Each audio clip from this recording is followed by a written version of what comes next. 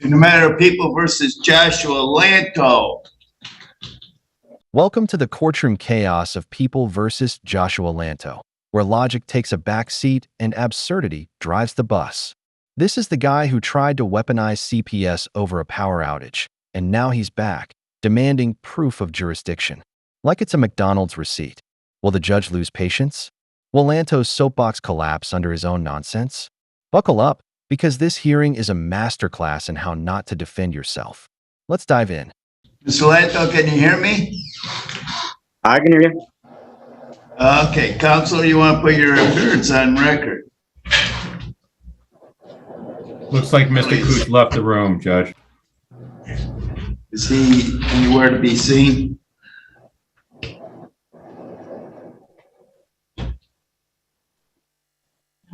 This is what he came out and went back in.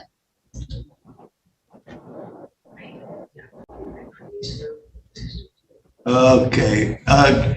Mr. Greco, it's been indicated to me that somebody wants a 30-day adjournment on Mr. Lanto's case for discovery.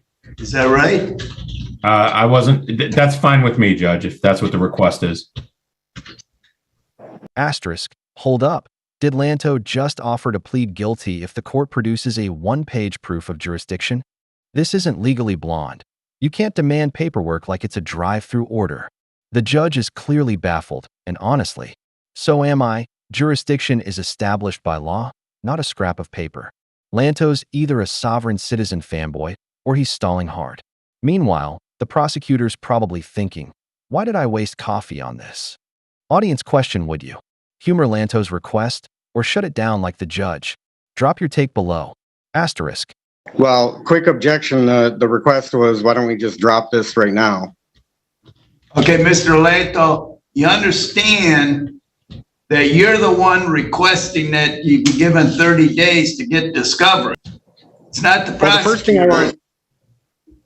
Okay, you want a trial today? You want a trial today?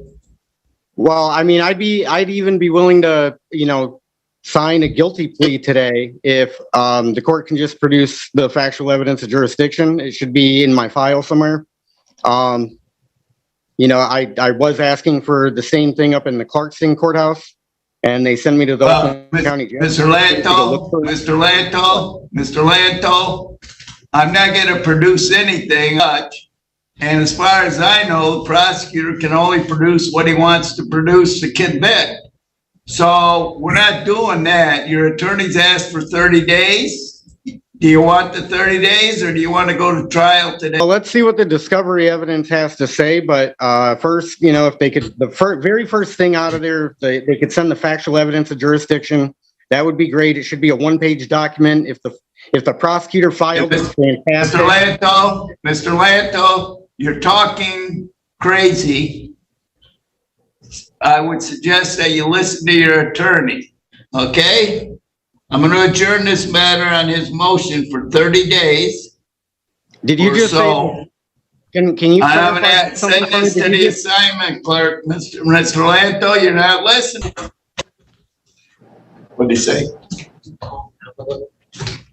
No, you're all set. It seems like you were getting angry. It seems like you were getting angry. No, Mr. Lanto, you can leave the meeting. We'll see you in 30 days or so.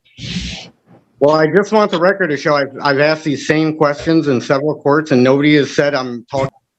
Oh, yeah? That's the first time somebody said I've been anything but reasonable in a courtroom. Huh. That's amazing. Huh, right. You're talking like you know all about the law, and it doesn't make any sense to me. Well, then let me ask a few questions for clarification. You don't need to ask any questions. We'll deal with it in 30 days, Mr. Lanto. Wait, we can't ask simple logical questions today? Ask your attorney when you see him. Like I said, I'd be willing to sign the guilty plea and just, be done with this if I just see the factual evidence of jurisdiction, number one. And then number two. We're asking for discovery.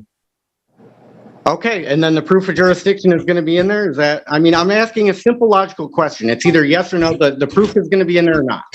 It's very simple. It's very logical, actually. Well, let's see. Mr.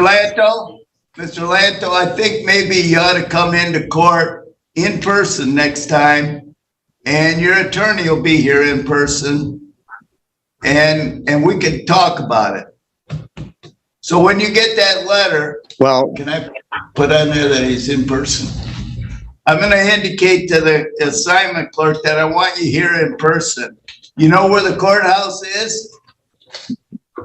well, I feel like I'd be in danger if I came there. I'd be in danger. No, you won't be in any danger. I'll assign a policeman to watch over you.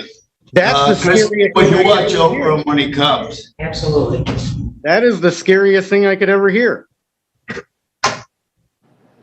And that's coming from a very reasonable person. Okay, we'll see you in person in about 30 days, whatever date the assignment clerk gives you.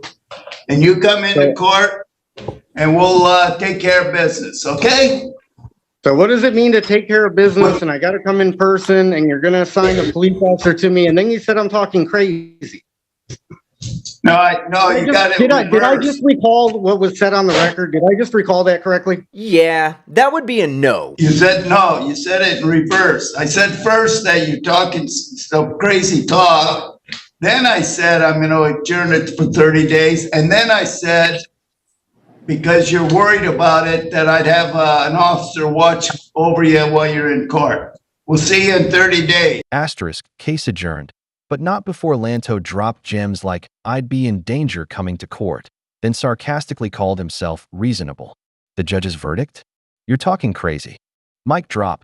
The big picture, this wasn't a trial. It was a TED Talk on how ego tanks your case. Next hearing? In person, with a police escort, because nothing says reasonable like needing a babysitter in court da CTA. If this dumpster fire entertained you, smash like, debate Lantos. Logic in the comments. And subscribe for more courtroom drama that writes itself. Asterisk.